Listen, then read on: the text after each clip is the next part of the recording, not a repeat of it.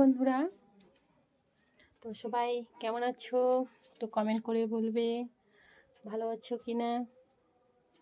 তো আমি ঘরের মধ্যে এখন আছি। যারা আমার ভিডিওগুলো দেখছো অবশ্যই কমেন্ট করবে একটা করে, যদি ভালো লেগে থাকে।